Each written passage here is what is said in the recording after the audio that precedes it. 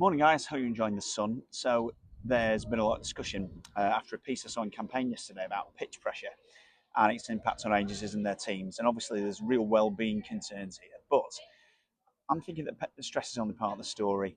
The more interesting issue may well be, I think, leverage. So a lot of agencies obviously know what pitching costs and how it works. They know how much senior time, creative effort, and commercial resource goes into winning the dream client or really any kind of new business. So I think the challenge is becoming more and more. The challenge is rather that more and more of that investment is being made up front before the agency's got enough information to properly get their head around the opportunity, although sometimes it's obvious the scope of work involved or even what's going to be in the contract that you're going to be asked to sign.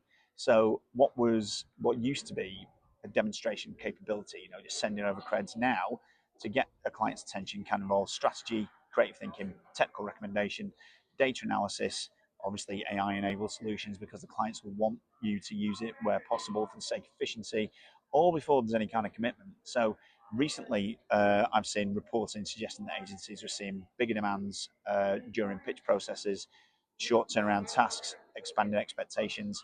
And obviously, clients are entitled to run a robust procurement process, and we're seeing more of them. But the question is whether or not agencies are actually being given enough visibility of that process, enough protection in return for the value that they're bringing into those conversations, even before there's any commercial relationship. And that, I think, is where commercial legal input can play a really useful role. I think one practical question worth asking is whether or not valuable ideas, strategy, maybe even confidential information, wider thinking, insight is being shared without enough kind of clarity around confidentiality, ownership of related IP, and its future use. And yeah, pitch NDAs are a great thing. They're not going to solve every problem, but they certainly can help establish expectations before ideas start circulating. And the other challenge, I think, is that by the time the contract lands on your desk, if you get that far, you'll have invested weeks of effort and become emotionally committed, emotionally invested to winning the client, which is the point where negotiating leverage can start to disappear if you've given the special sauce away before that. So the ones I think the agencies I think that are getting this right aren't spending less time on new business because they can't afford to.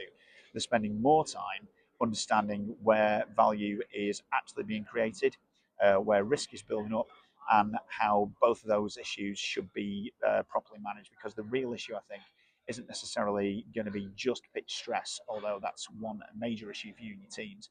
It's getting your head around how much leverage, how much IP, how much commercial value you can afford to give away before the relationship's even begun. So, yeah, hopefully you're having a good experience of pitching, although no, not everybody is. There's plenty going on. It's just taken long to close. But in the meantime, love to hear your thoughts. Cheers.